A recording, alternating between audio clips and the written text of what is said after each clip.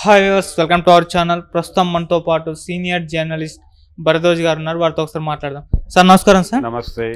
Sir, Pawan Kalyan గారి పైన మరోసారి జగన్మోహన్ రెడ్డి గారు పెళ్లిళ్ళ ప్రస్తావన తీసుకొచ్చి విమర్శించారు.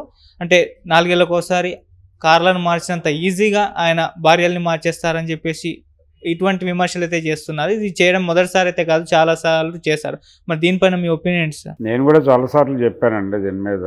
అంటే ఇది పెళ్ళిళ్ళ వ్యవహారం మాట్లాడటం అనేది ఆయన స్ట్రేచర్కి తగిన పని కాదు.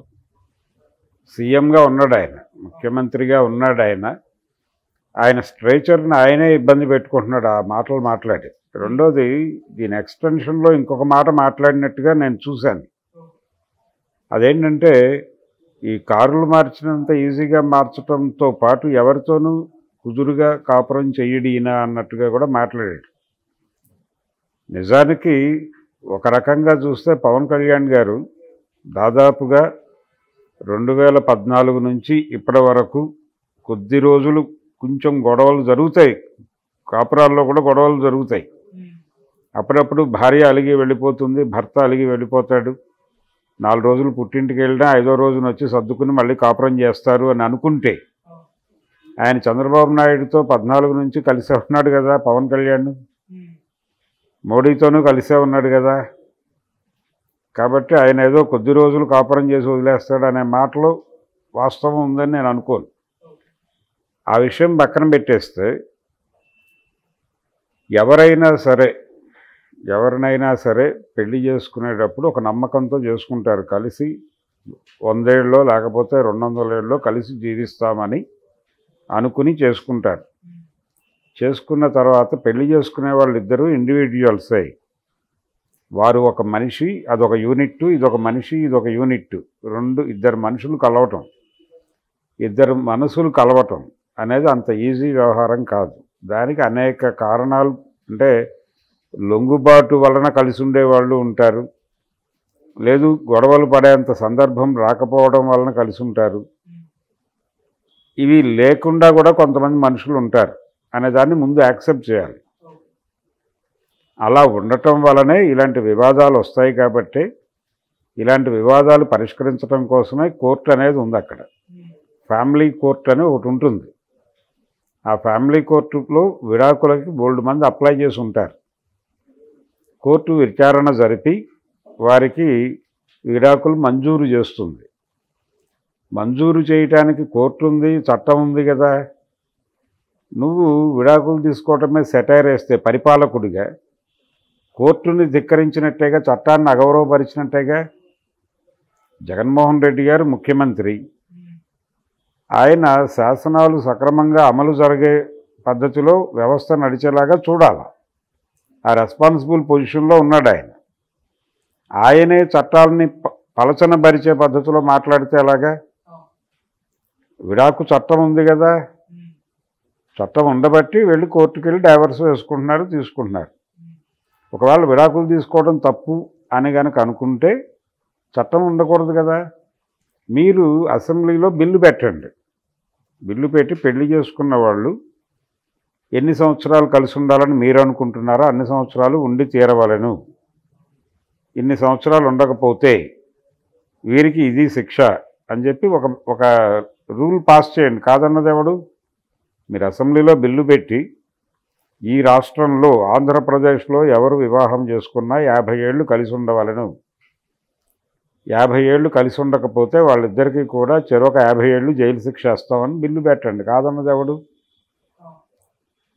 విడాకులు తప్పు అని చెప్పి మా రాష్ట్రంలో మేము ఫ్యామిలీ కోర్టులు రద్దు చేస్తున్నామని ప్రకటించండి. కాదన్నది ఎవరు? మేము మా రాష్ట్రంలో రాజ్యాంగాన్ని గౌరవించమని చెప్పండి. కాదన్నది ఎవరు? మీరేమో అంబేద్కర్కి పెద్ద విగ్రహం కడతారు విజయవాడ పీడబ్ల్యూడీ గ్రౌండ్స్లో. ఆయన ప్రతి మనిషికి మధ్య, ప్రతి వ్యవస్థకి మధ్య, ప్రతి కులానికి మధ్య 100% ప్రజాస్వామ్యం ఉండాలి అని కోరుకున్నవాడు అంబేద్కర్. ఆయన విగ్రహం పెడతారు మీరు పీడబ్ల్యూడీ గ్రౌండ్స్లో అంత ఎత్తున. మీరేమో ఇద్దరు మనుషులు అభిప్రాయ భేదం వచ్చి, అభిప్రాయాలు అంటే కలిసి లేకపోవడం అంటే అభిప్రాయ భేదమే కదా. ఒకరి అభిప్రాయాలు ఇంకొకరికి నచ్చకపోయినా, ఒకరి పద్ధతులు ఇంకొకరికి నచ్చకపోయినా అనివార్యంగా ఒకే చోట ఉండి కొట్టుకోవటం కంటే ఎవరి జీవితాల్లో వారు ముందుకెళ్ళిపోవాలి ఆ వెసులుబాటు కల్పిస్తూనే చట్టం చేశారు. ఆ వెసులుబాటు ఉపయోగించుకుని విడాకులు తీసుకున్న వాడి మీద మీరు పదే పదే దాడి చేయటం ఎలా కరెక్ట్ అది? మీరేమో ఇద్దరు యూనిట్లు వాళ్ళు ఆ 2 యూనిట్లు కుదరట్లేదు కలిసి ఉండటానికి, వెళ్ళిపోయి ఎవరి జీవితాలు వాళ్ళు గడుపుతాం అంటున్నారు. ఆ ప్రజాస్వామ్యం ఉండాలి మనుషుల మధ్య కాదు, కులాల మధ్య కూడా ప్రజాస్వామ్యం ఉంటే చాలు. కుల నిర్మూలన అనలా అంబేద్కర్. కుల నిర్మూలన పుస్తకం రాశాడు కానీ కుల నిర్మూలన అనలేదు ఆయన అన్నదేంటంటే ఈ దేశంలో కుల నిర్మూలన అంత ఈజీ వ్యవహారం కాదు. కనీసం మనం కులాల మధ్య 100% ప్రజాస్వామిక వాతావరణం తీసుకురాగలిగినా చాలు, మన జన్మ ధన్యత పొందినట్టే అని రాశాడు ఆయన ఆ కుల నిర్మూలన అనే పుస్తకంలో. అంత ప్రజాస్వామ్యాన్ని కోరుకున్న వ్యక్తి ఆయనకేమో అంత పెద్ద విగ్రహం పెట్టి నువ్వేమో నియంతలాగా బిహేవ్ చేస్తే అలాగా? ఇద్దరు విడిపోతే నీకెందుకు అసలు? అది తప్ప ఇంకో విషయం లేదా? పవన్ కళ్యాణ్ బీజేపీ ఏజెంటు మాట్లాడు, అతను రాజకీయాల మీద మాట్లాడు. అతను ఇప్పుడు వర్మ మాట్లాడుతున్నాడు. వర్మ పవన్ కళ్యాణ్ మీద అనేక విమర్శలు చేశాడు. అందులో ఎక్కడా పెళ్ళిళ్ళ ప్రస్తావనలు లేవు. చాలా స్పష్టంగా ఆయన ఒకటే మాట మాట్లాడాడు, పవన్ కళ్యాణ్ అనేవాడి మీద నాకు అభిమానం ఉంది, అయితే అతనికి కుదురు లేదు, రాజకీయ కుదురు లేదు, కన్సిస్టెన్సీ లేదు అనే పదం వాడాడు ఆయన 2014లో తెలుగుదేశం పార్టీ బీజేపీ చాలా గొప్పవి అని చెప్పాడు, వాళ్ళతో ప్రయాణం కట్టాడు.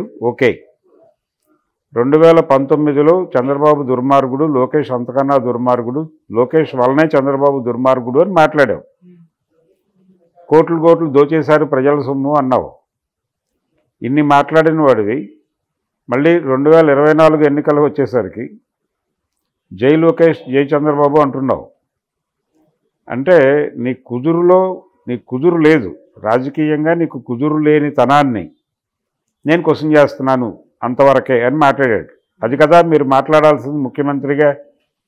ఒక సినిమా దర్శకుడే అంత సంయమనంతో మాట్లాడినప్పుడు మీరు ఇంకెంత సంయమనంతో మాట్లాడాలి ముఖ్యమంత్రిగా ఉండి? అసలు పర్సనల్ పెళ్ళిళ్ళ కూడా మీకెందుకు? పెళ్ళిళ్ళు చేయటము, విడాకులు ఇప్పించటము మీ ప్రోగ్రాం కాదు కదా. మీరు రాజకీయాలు, పవన్ కళ్యాణ్ రాజకీయాల మీద తప్ప ఆయన వ్యక్తిగత జీవితంలోకి వెళ్ళే రైట్ మీకు లేదు, ముఖ్యమంత్రికి లేదు.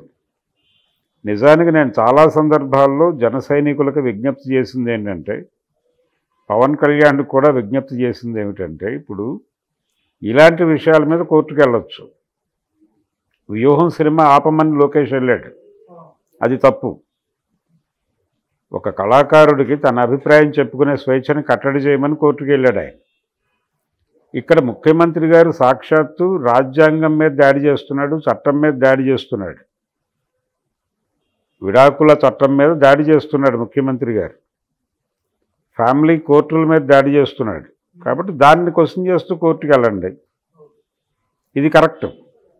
కోర్టుకు వెళ్ళి కోర్టును అగౌరవపరుస్తున్న ముఖ్యమంత్రి అని కేసు వేయండి మీరు. కోర్టు పట్టించుకుని మాట్లాడుతుంది, ఒక డైరెక్షన్ ఇస్తుంది ఆయనకి. అది చేయకుండా మీరు ఎన్ని విమర్శించినా ఆయన పట్టించుకోండి, ఇది కొనసాగుతుంది జీవితకాలం. పవన్ కళ్యాణ్ ఉన్నంతకాలం, పవన్ కళ్యాణ్ ఆయనకు గుర్తున్నంతకాలం, పవన్ కళ్యాణ్ అనగానే 4 పెళ్ళిళ్ళు మాత్రమే గుర్తొస్తుందా? పవన్ కళ్యాణ్ అనగానే ఆయన రాజకీయ కుదురులేని తనం కదా మీకు గుర్తు రావాల్సింది. ఆయన మొదట్లో వామపక్ష అభిమానిని అన్నాడు, మధ్యలో రైటుకి తిరిగాడు. ఆయన రామజన్మభూమికి వ్యతిరేకంగా, అంటే రామజన్మభూమి వివాదానికి వ్యతిరేకంగా, భారతీయ జనతా పార్టీ ఆలోచన విధానానికి వ్యతిరేకంగా జానీ అనే సినిమాలో ఒక పాట పెట్టాడు, నారాజు కాకురం మా అన్నయ్య అని పాట ఉంటుంది. అందులో నవాబులు నిర్మించిన నగరములుంటూ కులమతాల గొడవ మనకెందుకు రన్నా అని కూడా ఒక లైన్ ఉంటుంది. అది ఎవరితో రాయించావు? మాస్టర్జీ అని ఒక వామపక్ష రచయితతో రాయించుకున్నావు. నువ్వు వాళ్ళతో ట్రావెల్ అయ్యావు. ఆ తర్వాత సడన్గా నువ్వు రైట్కి తిరిగావు, వాళ్ళని వదిలేసావు, వాళ్ళందరినీ బయటకు గెంటేసావు. గెంటేసి నువ్వు త్రివిక్రమ్ శ్రీనివాస్ అనేటువంటి ఒక రైటిస్టుతో ట్రావెల్ మొదలుపెట్టావు, కాపురం మొదలుపెట్టావు. అక్కడే నీ కుదురులేనితనం కనిపిస్తుంది. తాత్వికంగా కూడా కుదురులేని మనిషి. ఆయన మధ్యలో కొంతకాలం జంజం వేసుకుని కనిపించాడు, అజ్ఞాతవాసి ఆ టైంలో. ఈ రాజకీయంగాను తాత్వికంగాను కుదురులేనితనం మీద విమర్శించే హక్కు ఎవరికైనా ఉంది. వాటి మీద ఎంతైనా విమర్శ చేయండి, తప్పులేదు. కానీ పెళ్ళిళ్ళు అనే ఎపిసోడ్ దగ్గరికి వెళ్ళటం తప్పు. ఎవరి పెళ్ళిళ్ళు అయినా సరే పెళ్ళిళ్ళ గురించి, అక్రమ సంబంధాల గురించి మాట్లాడినంత చౌకబారుతనం మరొకటి లేదు. అందుకని జగన్మోహన్ రెడ్డి గారు తన స్థాయిని తాను దిగజార్చుకోవటమే. ఏది ఈ పెళ్ళిళ్ళ గురించి, అక్రమ సంబంధాల గురించి ఆయన మాట్లాడటం అంటే ఆయన స్థాయిని ఆయన వీధిలోకి లాక్కోవటమే. ఇప్పటికైనా ఎవరైనా ముందుకొచ్చి సీరియస్గా జగన్మోహన్ రెడ్డి మీద ఒక కేసు వేయచ్చు. అయ్యా, ఈయన పదే పదే మైకు పట్టుకున్నప్పుడల్లా, పవన్ కళ్యాణ్ ప్రస్తావన వచ్చినప్పుడల్లా ఇతను విడాకులు 100 సార్లు తీసుకుంటాడు. ఈయనకెందుకు? ఆయనకి కుదరదు, ఒక మనిషితో ట్రావెల్ చేయటం కుదరదు. అవతల మనిషి అంటే ఆయనకు లైఫ్ లాంగ్ ట్రావెల్ చేసే కంపానియన్షిప్ దొరక్కపోవచ్చు. అలా జరుగుతుంది చాలామందికి. ఈయన ఒక్కడికే కాదు కదా, ముగ్గురు భార్యలు, 4 భార్యలు, 5 భార్యలు ఉన్నవాళ్ళు మహానాయకులు చాలామంది ఉన్నారు. మావో గారికి కూడా 3 భార్యలు కలరు. కాబట్టి ఇది చరిత్రలోకి వెళ్తే చాలా విషయాలు బయటకు వస్తాయి. అనేక అక్రమ సంబంధాల గురించి కూడా ప్రపంచానికి తెలుసు. ఏది రైతు జన బాంధవుడు, దివంగత మహానేత అని మాట్లాడే వైఎస్ రాజశేఖర రెడ్డి గారి మీద కూడా అనేక కథనాలు ఉన్నాయి. వాటిని పెట్టి ఎవరైనా సినిమా తీసో లేకపోతే ఓపెన్ డయాస్ మీద మాట్లాడితేనో ఇబ్బందే కదా ఆయనకి.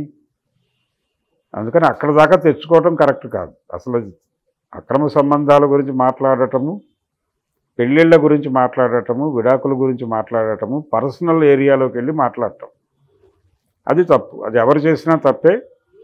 బాధ్యతాయుత పదవిలో ఉండి చేయటం ఇంకా తప్పు.